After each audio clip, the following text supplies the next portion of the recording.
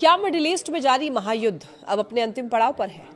Iran ने America के सामने एक 14 पॉइंट का शांति प्रस्ताव रखा है, जिसमें एक बहुत बड़ी शर्त है, सीज फायर नहीं, 30 दिन में युद्ध का परमानेंट अंत चाहिए।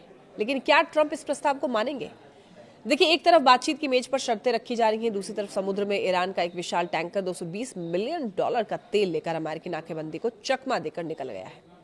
तो आज के इस वीडियो में जानेंगे ईरान की उन 14 शर्तों के बारे में और क्यों अमेरिका का मैरीटाइम फ्रीडम कंस्ट्रक्ट खतरे में है। नमस्कार, मेरा नाम है लक्ष्मी।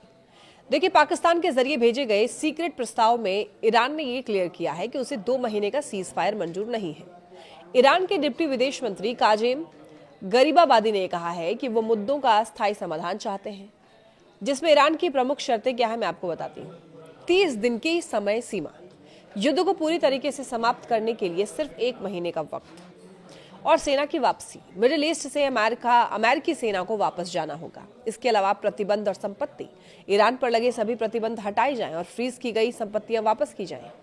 इसके बाद हॉर्मुज का नया मैकेनिज्म, यानी कि दुनिया की सबसे महत्वपूर्ण तेल सप्लाई लाइन के लिए एक नया नियम बनाया जाए।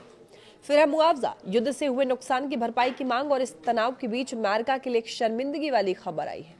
अमेरिका दावा कर रहा था कि उसने 40 से ज्यादा ईरानी जहाजों को रोक रखा है, लेकिन ईरान का एक बड़ा टैंकर जिसका नाम ह्यूज है, उसने अमेरिकी घेराबंदी को धता बता दिया। करीब 1.9 मिलियन बैरल कच्चा तेल, जिसकी कीमत लगभग 1800 करोड़ रुपए है, लेकर के ये जहाज जो है वो एशिया पहुंच गया, और इसने अपनी AIS ट्रैकिंग बंद कर दी थी ताकि रडार की नजर से बच सके। तो उससे ये तो साफ है कि ईरान अभी भी दुनिया को तेल बेचने का रास्ता निकाल रहा है। हालात और भी पेचीदा हो गए हैं, क्योंकि अब देखिए यहाँ पर जो अडन की खाड़ी है, वहाँ पर सोमाली लुटेरों ने एक और टैंकर MT यूरेका को हाईजैक कर लिया है। उधर ट्रंप अब जर्मनी से अपने सैनिकों को वापस बुलाने की धमकी दे रहे हैं, क्योंकि यूरोप उनकी रणनीति की आलोचना कर रहा है। इतना ही नहीं, जॉर्डन ने भी सीरिया में जॉर्डन डिटेरेंस ऑपरेशन शुरू कर दिया है और हथियारों के ठिकानों पर बड़े हवाई हमले किए हैं। यानी मिडिल ईस्ट के कई मोर्चे एक साथ खुल गए हैं। तो ट्रंप ने यह कहा है कि वो ईरान के इस प्रस्ताव की समीक्षा करेंगे, लेकिन उनका लहजा सख्त है। उन्होंने कहा कि ईरान ने अब तक अपनी हरकतों की पर्याप्त कीमत नहीं चुकाई है।